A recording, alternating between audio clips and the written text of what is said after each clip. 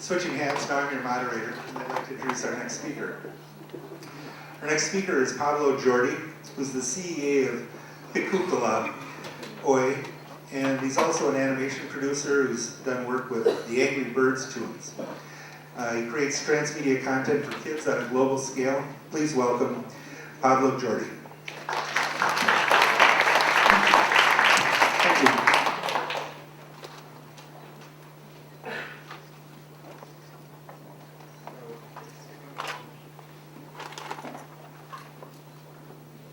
Great. So I would like to thank Oka for bringing me here to share with you some of my biggest passions in life.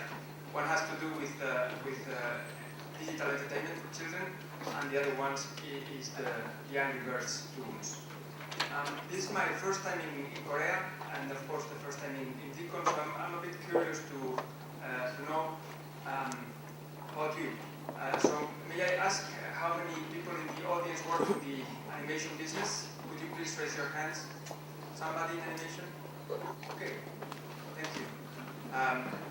How many of you work in the TV, broadcasting, or content aggregation? One person? Yes, a little bit. Thank you. Oh, quite a lot. Thanks a lot.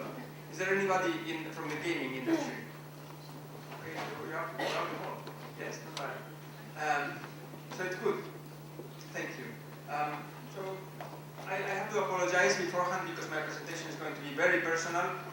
So after Milton's fantastic presentation and all those figures and very deep analysis, which I have really enjoyed, I feel a little bit embarrassed. My presentation is really going to come from my very personal perspective and point of view as an independent producer who has been running this family business for many years, doing this content for children, and but who also has had the chance to experience firsthand the power of such an incredible global phenomenon as the Angry Birds is.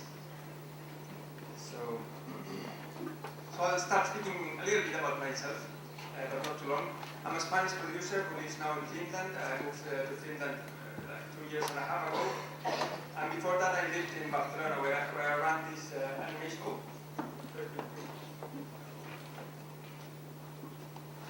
yes, there you go.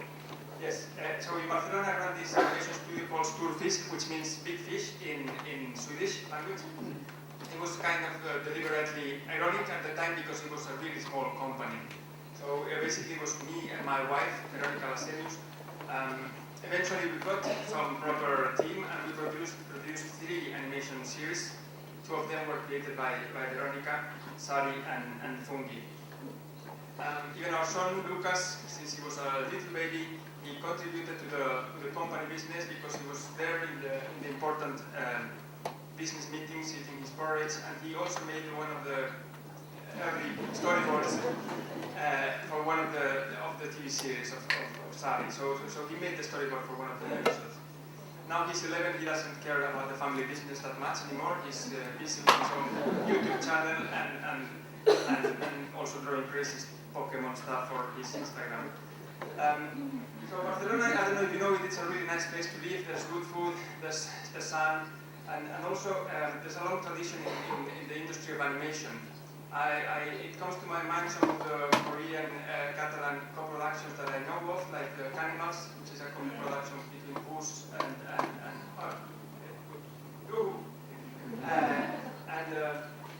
the local government in Catalonia, as well as the TV, the broadcasters there, they support the local animation, and that's fantastic because they also take big risks sometimes when they think it's worth it. So eventually we moved to Finland. Happens to be so that my wife is Finnish. So as you know, Finland is right now one of the global hubs for gaming. There's companies like Rovio, Supercell, and also Jordi. And then they also have a strong tradition with technology, not only Nokia but also from many other companies, and design.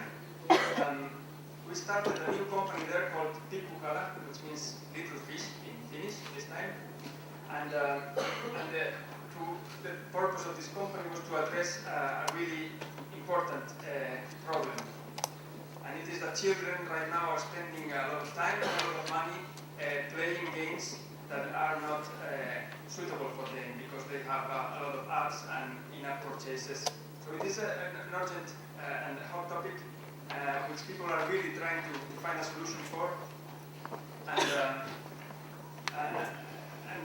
it's a predatory environment, the children's games, and we think that we should find an alternative where we could offer a viable, scalable business model to be against the current model. What is the solution? I don't know, but I know one thing, and it is that we can use animation, and we can use characters, and we can use tablet games to create a space where the children will enjoy, and that where parents will trust. Right now, everybody is trying to fight for the parents' money, and we will try to fight for the trust, because the awareness about this topic is growing, and there will become a point where there will be a higher demand for children-specific games and content, and when that happens, they will come to the sources that they trust. So that's why we have to invest in this trust now. In the first part of my presentation, the boring part, I will be talking about some efforts we've been doing in this sense. In the second part of my presentation, I will discuss the 앵그리버드 tools. Of course, when I started working in Jordi Entertainment as a consultant producer almost 2 years ago, it was a whole new exciting experience for me. Coming from a long time working in the family business, I had kind of some experience in animation. I have been working many years involved in some international productions, etc. But I have never been in such a exciting and energetic environment as you find in Jordi. I was crazy to be able to contribute with my little grain of sand to the success of a world-class phenomenon like the Ängbirds. I will be telling you a little bit about the Jordi Animation Studio and what we're doing in there, and why I think it's unique in the whole world. We will also discuss the Ängbirds tunes in the context of the Ängbirds brand and what I think is the impact that the tunes had in the big picture of the Ängbirds brand. And I have to make a point. Please remember that these are my humble opinions as a consultant, and do not necessarily represent the opinions of Jordi Entertainment, especially if I happen to say some nonsense. So, my approach to transmedia is very simple. I think for the first thing you need to have good stories to tell and good characters. And then transmedia is about making those characters and stories live and keep them alive in different media. It's about reaching your fans who more and more perceive your brand in small bits in an array of different media. A transmedia strategy is a must for established big brands, as well for us little independent or upcoming brands. It's also key for the monetization of a brand because, funny enough, the positive impact of these synergies between different media is really hard to measure, but it's a real fact. So nowadays we need to do things in one media. As an established brand, you want to ensure long life to your brand and keep it expanding, keep your brand, keep your fans engaged. As an indie, you will want to reach your fans in the most effective way, to channels which are more relevant for them, and also try to expand that base. That's the case in a couple of examples I'm going to present now. So SAR. Oh, I went too far. Okay, SAR is an animation series of 39 episodes of 3 minutes.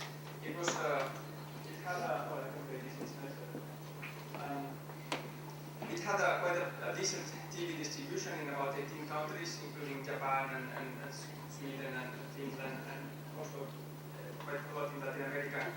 And it's a beautiful show that tells the story of these 4 friends in a magic island called Sari. When we released the series, we were really happy to be able to meet the community of people who liked the show and shared those values. But we realized also that we had a problem because there were certain territories where the series was simply not getting it because we didn't have TV distribution. So what we did was to release this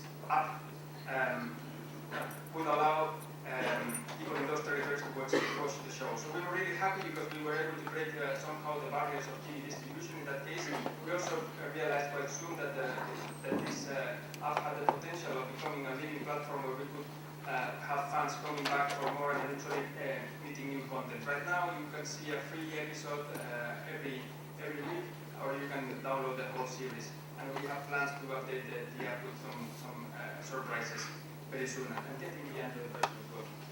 So after that, we made a puzzle game that we released simultaneously on the web and on devices, Solitaires. And we also working trying to polish more ambitious project, Sari Rocket, which is a graphic adventure for preschoolers, and it's based on one of the Sari episodes. More specifically, the one that my son storyboarded a long time ago. So everything comes back. I'm a creator, so I'm always thinking about this transmedia in terms of how can we correlate with the core values of the show and how can we choose the right media. For Fungi, which is another show that tells the story of two kids who live in a community of neighbors where nothing is what it seems. This show is a celebration of everyday life, but with a twist of humor and also fantasy. Oh, this goes so fast. The former show, can you go back one slide? Well, it's okay. But with Fungi we will try to mirror this idea of neighboring in a network game. The same Tada is something that we are in development right now. We're developing both the game and the series at the same time. This is a story of a girl who's completely obsessed with pink, glitter, rainbows, unicorns, everything that is like that. And the concept of the show is that no matter what your differences are of age or gender or tastes, people can still play together. You can have children from different ages playing together. And the concept of the game goes also on that direction, because we want to have a multiplayer real-time game where you can brothers and sisters of different ages can play together.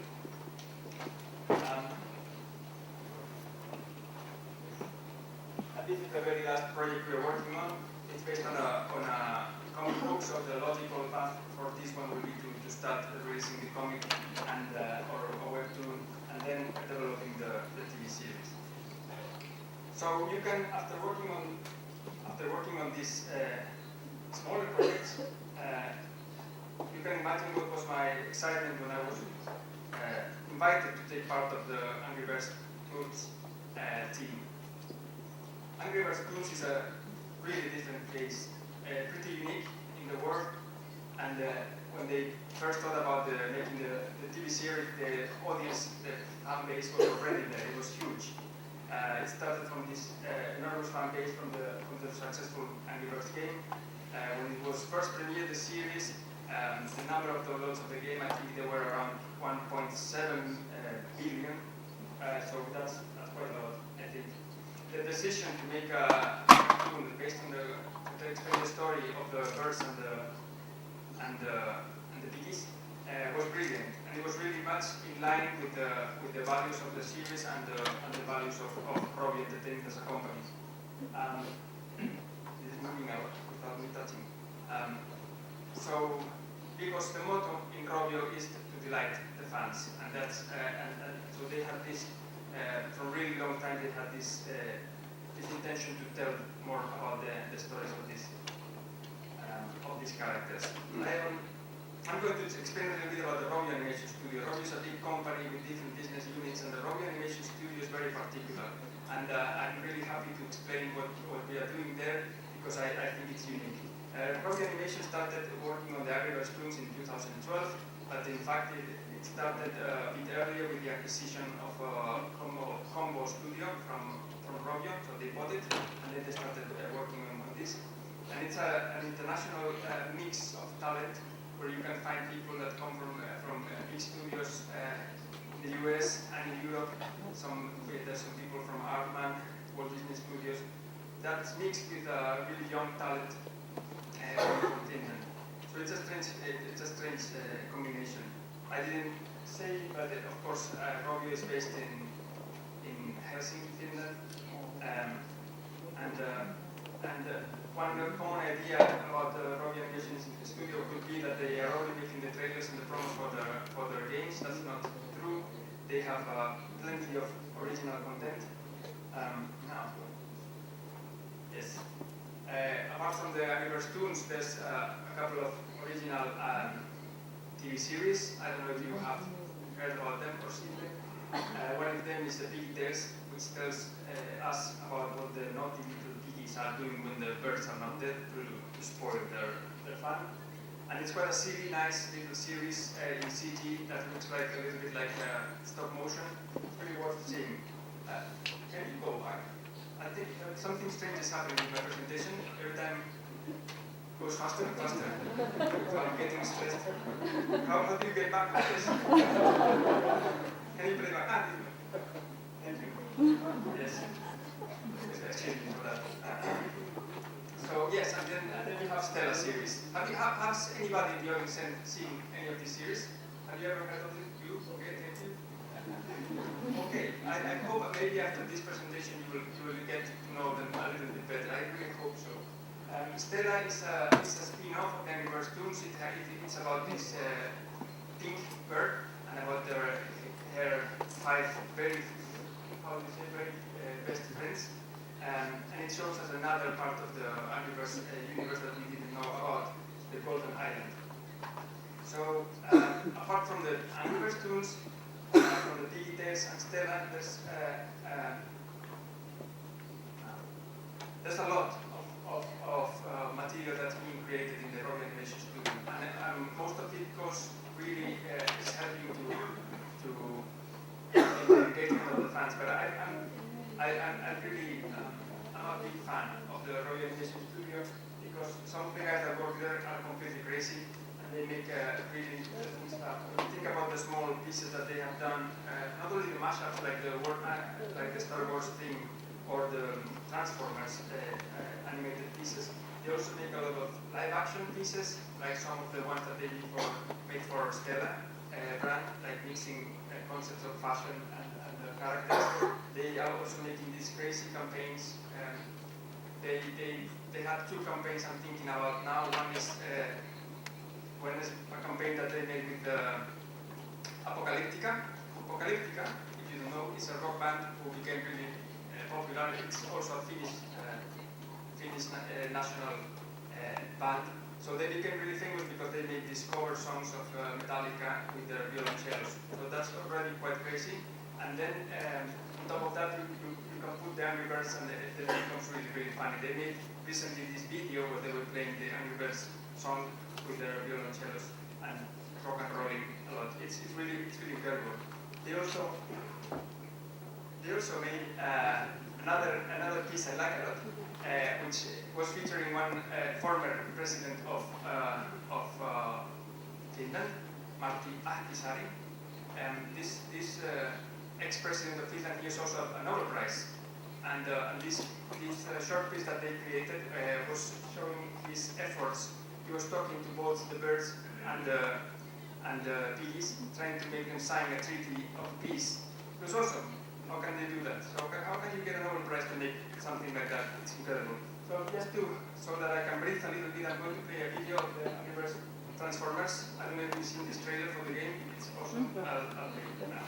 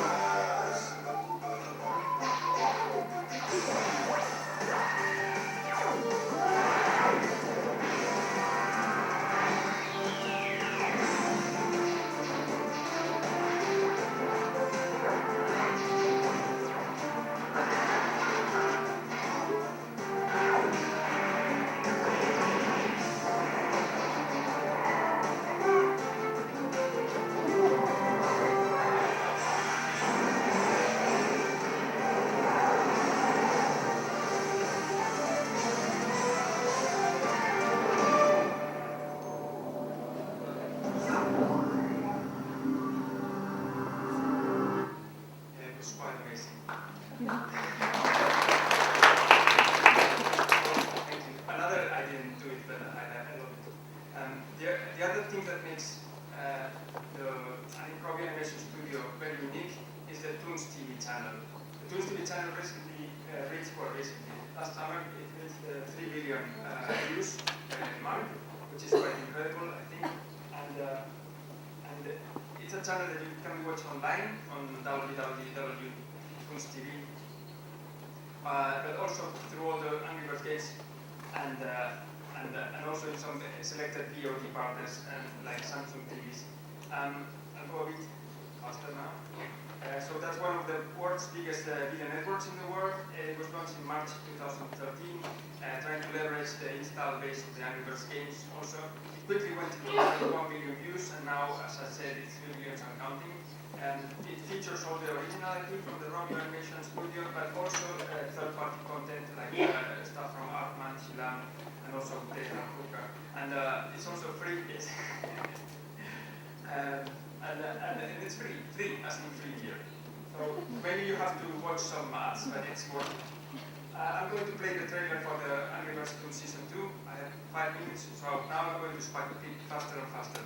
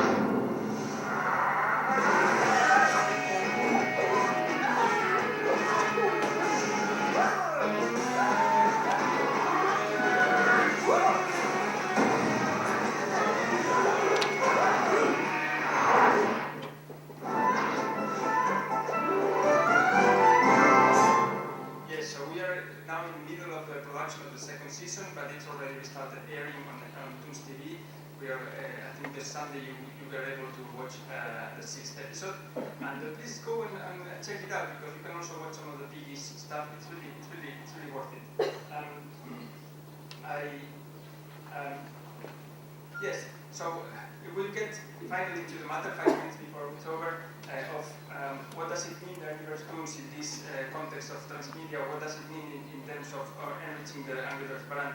You have to think, you start from the successful game like Angry Birds and you look at these guys, you know that the Angry Birds get really angry when they mess around with their eggs. And you know that these piggies love to build stuff and they're quite bad at it. That's what you know. But then, thanks to the thanks to the series, when the Angry Birds series came up, it opened up the universe and it showed us so much many more things. So we didn't know that the pigs were also party animals. We didn't know, or maybe I didn't know, that Red, despite his charismatic leader, he cannot swim unless he gets really mad. We didn't know that Bob has a big heart, apart from having this habit that explodes from time to time. We didn't know that Bubbles loves candy so much. We didn't know that the King Pig has this tyrannic, crazy relation with his minions. We didn't know that Chuck was not only fast, but he's also the best playing hide and seek and the best one doing everything, or at least that's what he thinks. We have learned so much, and Angry Birds Toons has changed the way that we look at those birds and pigs. So every time we are playing the game now, we know all this about the characters. Every time we buy some toy or we visit an Angry Birds park, we're having that in our minds. The response of the fans has been pure joy to read the comments on YouTube and on the social media, and it feels good because it feels like we are accomplishing this mission to delight the fans by expanding the universe of the game that they love and by telling them more about these characters in different. And I think I'm going to